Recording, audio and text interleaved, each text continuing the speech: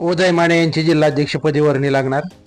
3,500 कोटींचा निधी आणला, पुढेही निधी आणणार. माजी आमदार यशवंत तात्या माने. मोहोळ तालुक्याच्या विकासासाठी आजपर्यंत 3,500 कोटी रुपयांचा निधी आणून प्रामाणिकपणे विकास करण्यासाठी प्रयत्न केला. यापुढील काळातही राष्ट्रवादी पक्षाचे सर्वसर्वे अजित पवार हे सत्तेत असल्यामुळे सोलापूर जिल्ह्यासाठी जास्तीत जास्त निधी आणून जनतेच्या अडीअडचणी सोडवत विकास करण्यासाठी प्रयत्न करत जनतेची सेवा प्रामाणिकपणे करणार असल्याचं मोहोळ तालुक्याचे माजी आमदार यशवंत माने म्हणाले.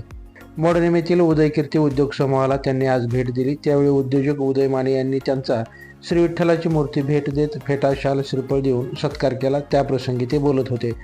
सध्या राष्ट्रवादीच्या जिल्हाध्यक्षपदासाठी चर्चा सुरू आहे. त्याबाबत बोलताना ते पुढे म्हणाले की मोडणीमचे उदय माने यांनी तळागाळातील लोकांच्या अडीअडचणी सोडवत आजपर्यंत निष्ठेने काम केले आहे.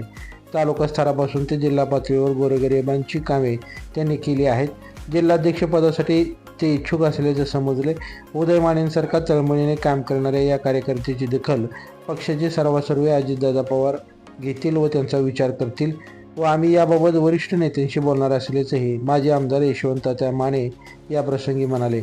यावेळी पत्रकार दिनाचं औचित्य साधत माजी आमदार यशवंत माने यांच्या हस्ते ज्येष्ठ पत्रकार मारुती वाघ, वीरेन कुलकर्णी, प्राध्यापक रमेश रसद, प्रथमेश पवार, नेताजी शिंदे, प्रताप वाघ, विजय परबत, संतोष नानवरे, बाळासाहेब ओहोळ यांचा सत्कार करण्यात आला.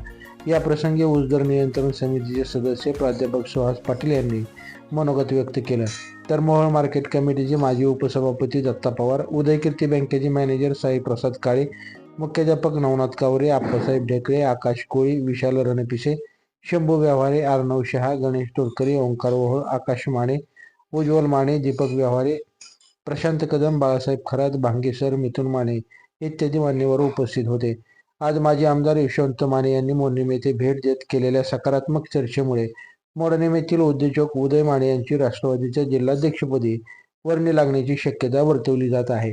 ताज्या घडामोडी जाणून घेण्यासाठी लाईव्ह महाराष्ट्र झोन न्यूजच्या यूट्यूब चॅनलला सबस्क्राईब करा, तसेच बेल आयकॉन क्लिक करा.